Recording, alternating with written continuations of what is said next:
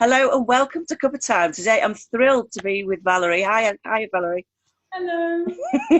Now, it might be said that I'm up north somewhere and that Valerie might be in Australia, but that's not the case. We're both fairly south. Where are you coming from today? You're right. I thought you were from up north because of your accent. You told me you're in Woking. I'm in Leatherhead, not in Australia, as my accent might imply. Very good. Thank you. It's funny sometimes because even though I've been down south more than I've been up north, I don't think I've got a particularly strong accent, but hey ho. I think it's because I'm from somewhere else. So Yeah. I don't think it's super strongly north. And I don't think my Australian accent is super strongly Australian. In fact, in Australia, they say I sound posh in English, but it's because, we're comparing to, I suppose, whatever the accent is around here. Yeah. When I go home, I get a bit stronger in some phrases. Anyway, I digress. So, for the purpose of Cuppa Time, please, can you share with me your favourite cup? Ta-da! It's not a bit of an anticlimax, isn't it? Do you need a drum roll? Explain why it's your favourite cup, please. Well, because it's big, mostly. Right. So I, for a very long time, I didn't drink enough water. Yeah. And so in order to make myself, I will either fill that with water or a cup of tea. Yeah. And so I only have to have 2 or 3 of these a day to have a lot of water. Whereas if I had a normal size cup, I'd have to have 6 or 7 or 8 of those. And I'm less likely to have 7 or 8 cups of tea than 3 or 4 of these. So the size is it. And also it's got a lid. So if I'm walking around, I'm less likely to spill it. Very good. So I see a picture in the background. Can you share with me what it is that you do in your life that keeps you uplifted? Well, I have 2 threads in my life, 2 sort of pathways that are parallel, psychology and art. So I've got... Excuse me, Valerie, you've got a bit faint. Say that again. You've got psychology and art. Psychology and art are the 2 kind of parallel threads in my life. So I've got degrees in psychology. I've been a therapist for 20 years. And also my natural talent and some qualifications that I have are in art and painting and things as well. So this is an example of painting, which is probably on a more daily basis an uplifting, fun thing to do. So have you always drawn and been that way inclined since being young? I was always like that as a child, and I think actually most children are. I don't think that's particularly unique. Most children, I think, like mark making and making things, but some children persist at it and have more natural talent, and that was me. I was, really good, really easily at drawing and painting as a child. So during this past couple of weeks we're now entering our 3rd week. Have you had many significant changes to normal in terms of doing your artwork or other things that you do?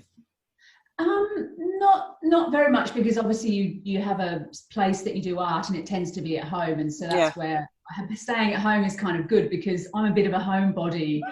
People tease me for not going out, and now I'm like, I have to stay home. So it gives me the opportunity to stay at home and do what I like doing.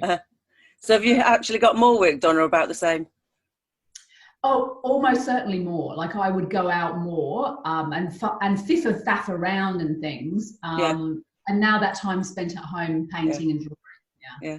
Excellent. Well, I look forward to seeing your picture a bit closer, maybe another time. But anyway, so just sort of end with, there's something that I've been asking people is what they might be eating that's a bit different. But for you, I think a different question. I was going to ask if there's anything that you've done in your life that people wouldn't be aware of or have any inkling about.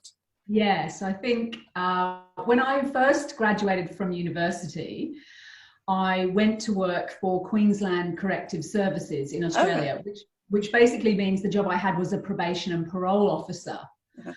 And that meant that I went into the maximum security men's prison and the maximum security women's prison in Brisbane, where I lived at the time. So that's pretty unusual, I think, especially for someone who comes across the way I do. So I'm quite ornamental, if you like. I'm a very feminine person. And I think people think of probation and parole officers mostly as men and also a little bit tougher women. And I think it surprised the probationers and parolees that I was this kind of very feminine person as well, which was an advantage. You kind of have the advantage of surprise a little bit. So that's something I've done. I've been inside maximum security prisons.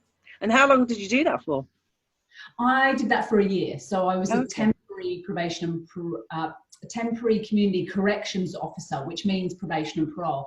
So I think I was in 3 offices during that year, and one of them meant we had to do a couple of prison visits. Yeah. No, sorry, you went a bit quiet for a moment. I was just trying to say, couldn't hear you very well. Okay. Yeah. So did you enjoy being there overall, or was it just another life experience? It certainly for me underlined how very middle class I am, it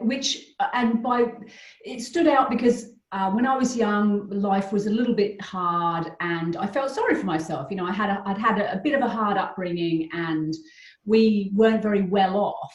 And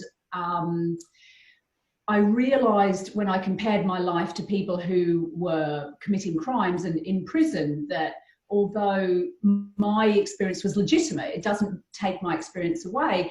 In comparison, these people had had a much tougher life and were much more poor and challenged. And so I underlined for me that fundamentally as a person, I'm a very middle class kind of person, middle class attitudes. And that those people were really struggling to get a foothold anywhere on the ladder of life, if you like. So it really underlined that, yeah. Good.